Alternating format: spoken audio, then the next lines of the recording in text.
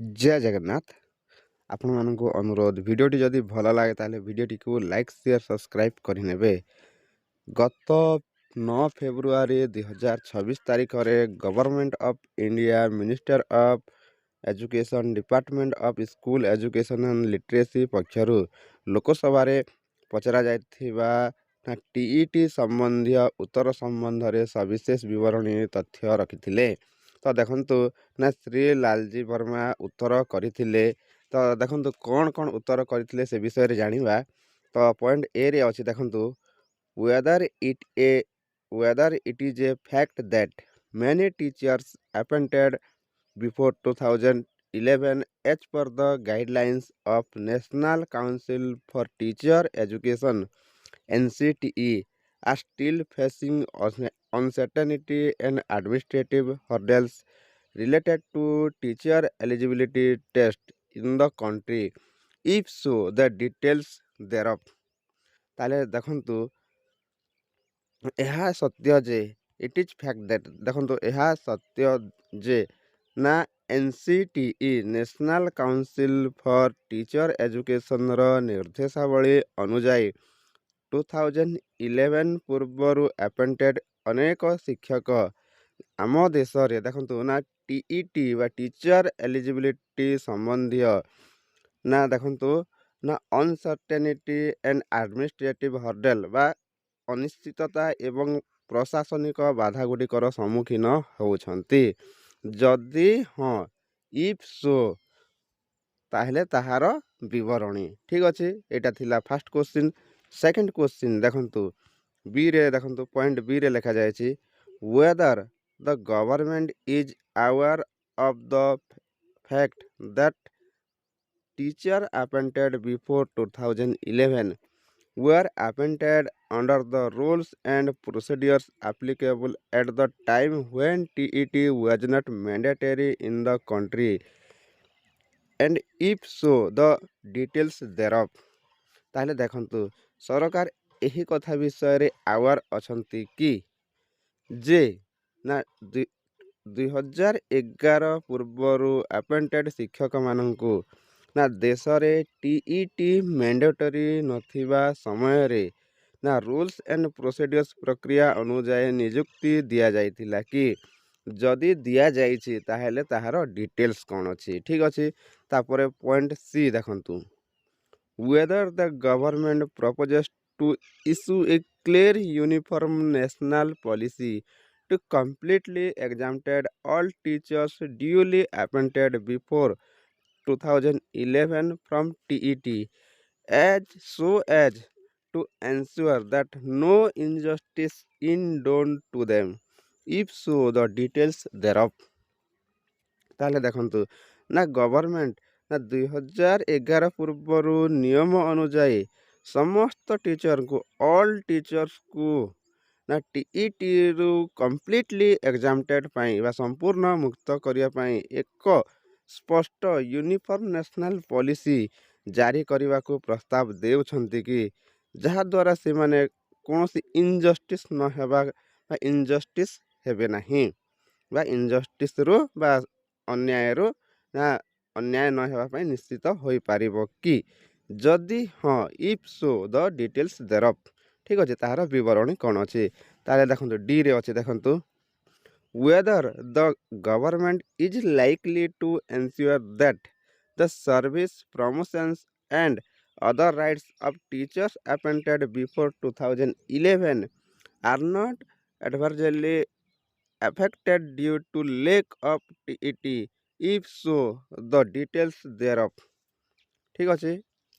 नाले सरकार देखंतु ना सरकार ना एनश्योर करिवे कि ना सरकार एनश्योर करिवे कि जे ना 2011 पूर्वरु नियुक्त शिक्षकंकर ना सर्विस हो प्रमोशन हो एवं अदर राइट्स गुडिक ना TET अभावरु लेक ऑफ TET अभावरु इफेक्ट हेबो नाही कि जदि हाँ ताहले तार डिटेल्स जदि if so the details thereof ताहले ताहार डिटेल्स कौन रही। तापर देखंतु ई रे देखंतु if not the reasons therefor जदि एगुड़ाक नुहे ତାହେଲେ ତାହାର କାରଣ କ'ଣ ଅଛି? ତାହେଲେ ଏହିସବୁ ଦେଖନ୍ତୁ, ଏହିସବୁ ଯେଉଁ ପଚରାଯାଇଛି, ଏହିସବୁ ପ୍ରଶ୍ନର ଉତ୍ତର ସରକାର ରଖିଛନ୍ତି TET ସମ୍ବନ୍ଧରେ। ଠିକ୍ ଅଛି, ତ ଚାଲନ୍ତୁ ଜାଣିବା। ତାହେଲେ ଦେଖନ୍ତୁ, ଏହି ପ୍ରଶ୍ନର ଉତ୍ତର ରଖିଛନ୍ତି minister of state in the ministry of education Shri Jayant Choudhury.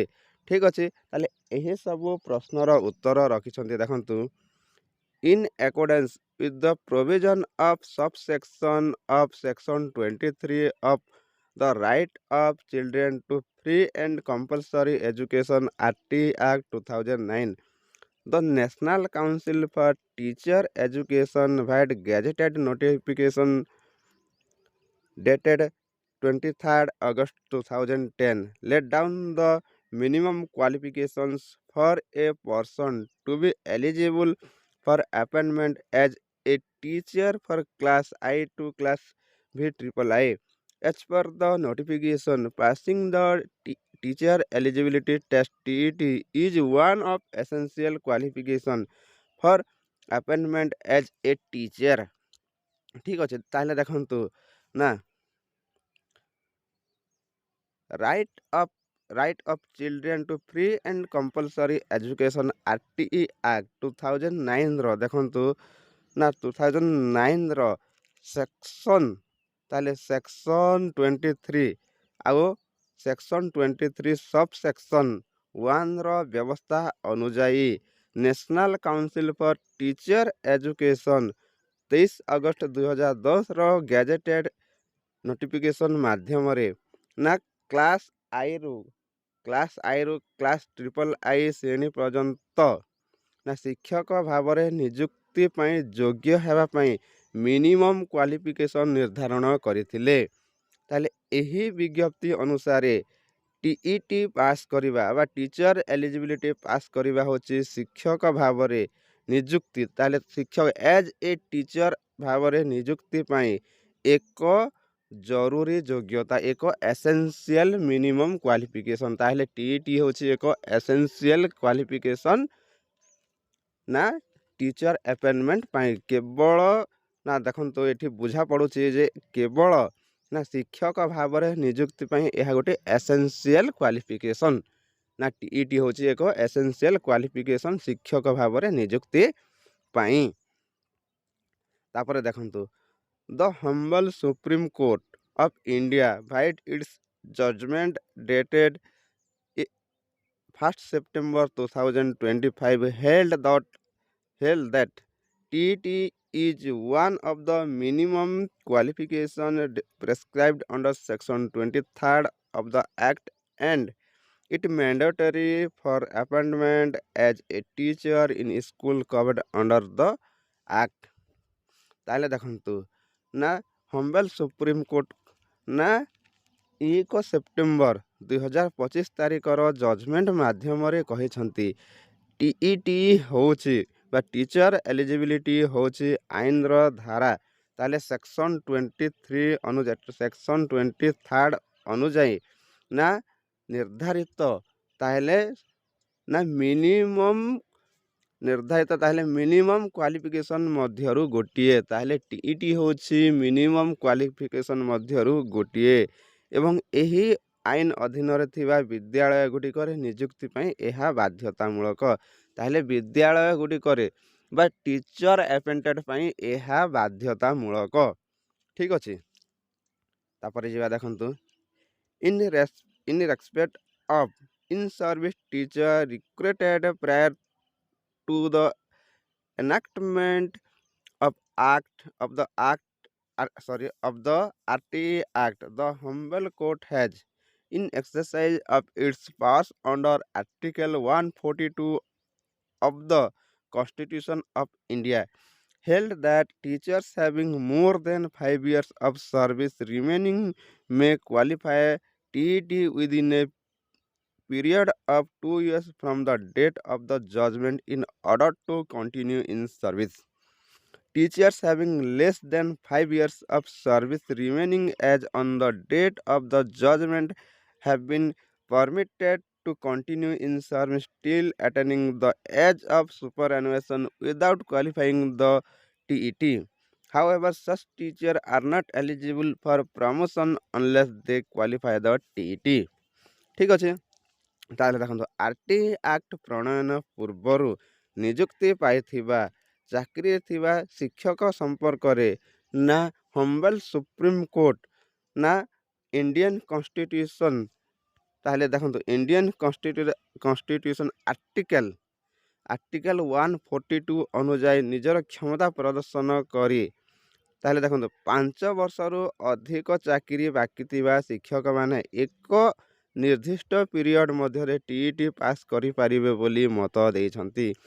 ତାହେଲେ ଯେଉଁ ଶିକ୍ଷକ ଶିକ୍ଷୟିତ୍ରୀମାନଙ୍କର ନା ଚାକିରି ସମୟ ସୀମା 5 ବର୍ଷରୁ ଅଧିକ ରହିଛି, ସେଇମାନେ ଏକ ଲିମିଟେଡ଼ ପିରିୟଡ଼ ମଧ୍ୟରେ ତାହେଲେ ସେମାନେ TET ପାସ୍ କରିପାରିବେ ବୋଲି ମତ ଦେଇଛନ୍ତି। ତା ସହିତ ଦେଖନ୍ତୁ ନା ସୁପ୍ରିମକୋର୍ଟର ନିଷ୍ପତ୍ତି ତାରିଖ ସୁଦ୍ଧା ନା 5 ବର୍ଷରୁ କମ୍ ବାକି ଥିବା ଶିକ୍ଷକମାନଙ୍କୁ TET ପରୀକ୍ଷା ନ ଦେଇ ନା ଅବସର ବୟସ ପର୍ଯ୍ୟନ୍ତ ଚାକିରି ଜାରି ରଖିବା ପାଇଁ ଅନୁମତି ଦିଆଯାଇଛି।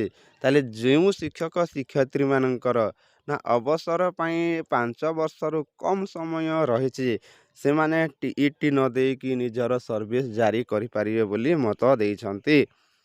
କିନ୍ତୁ ଏପରି ଶିକ୍ଷକମାନେ TET ପରୀକ୍ଷା ନଦେଲେ ପଦୋନ୍ନତି ପାଇଁ ଯୋଗ୍ୟ ନୁହନ୍ତି। ତାହେଲେ ପଦୋନ୍ନତି ପାଇଁ ତାହେଲେ ଦେଖନ୍ତୁ ଏହିଭଳି ଯେଉଁମାନେ ଯାହାର ବା 5 ବର୍ଷରୁ ଅଧିକ ରହିଛି ନା ସୁପର ଆନୁଏସନ୍ ପିରିୟଡ଼, ତାହେଲେ ସେମାନେ ପ୍ରମୋସନ୍ ପାଇଁ ତାଙ୍କୁ TET ନିହାତି ଦେବାକୁ ପଡ଼ିବ। ଠିକ୍ ଅଛି। ତାପରେ ଦେଖନ୍ତୁ The Humble Supreme Court has further directed that qualification of the TET is mandatory for all persons aspiring for appointment as teachers as well as for in-service teachers seeking appointment by way of promotion in accordance with the statutory framework under the RT Act.